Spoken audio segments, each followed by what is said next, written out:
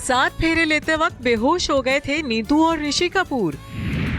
शादी के दिन जाम लेकर फिर यूं बनी थी एक्ट्रेस मिसेस कपूर।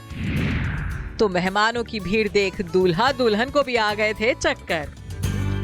जी हाँ, बॉलीवुड के दिग्गज अदाकारा और बी टाउन की फर्स्ट फैमिली कपूर परिवार की बहू नीतू कपूर के बारे में जो बातें आपने अभी सुनी वो एकदम सच हैं। पोती की दादी बन चुकी नीतू यूं तो इस वक्त अपनी जिंदगी में काफी खुश हैं।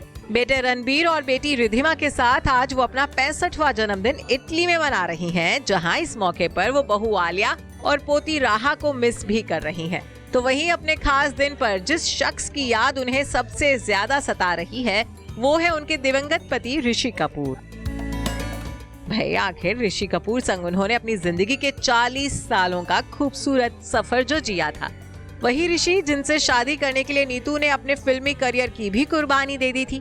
तो आपको ये जानकर हैरानी हो सकती है कि ऋषि की दुल्हन बनने के दिन ही नीतू कपूर चक्कर खाकर बेहोश हो गई थी। तो चलिए इस मजेदार किस्से को हम आपको जरा विस्तार से बता देते हैं। दरअसल 22 जनवरी साल 1980 में ऋषि और नीतू की शादी बहुत धूमधाम से हुई थी। ऋषि के पिता राज कपूर ने पूरे बॉलीवुड को बेटे की शादी की दावत चेंबूर स्थित अपने आरके स्टूडियो में दी थी। अपनी फिल्मों की तरह राज कपूर ने इस शादी पर भी पानी की तरह पैसा बहाया था। अब जब शादी इतने बड़े पैमाने पर हो रही थी तो जाहिर है कि यहाँ पहुँचने वाले मेहमानों की संख्या भी ज्यादा ही रही होगी।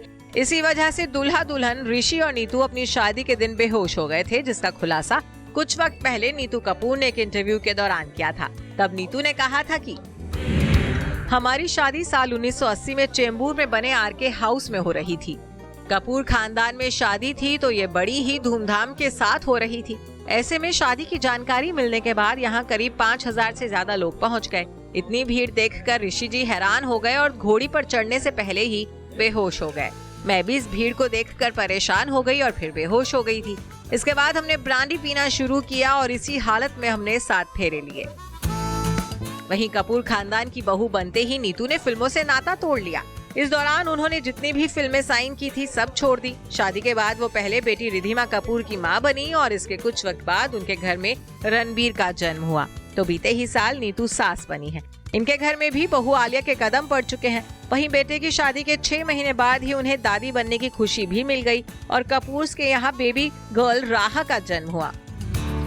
नीतू अपने भरे पूरे परिवार में बेहद खुश है। हाँ, बस उन्हें कमी खलती है तो अपने पति ऋषि कपूर की, जिनका 3 साल पहले कैंसर की वजह से निधन हो गया था।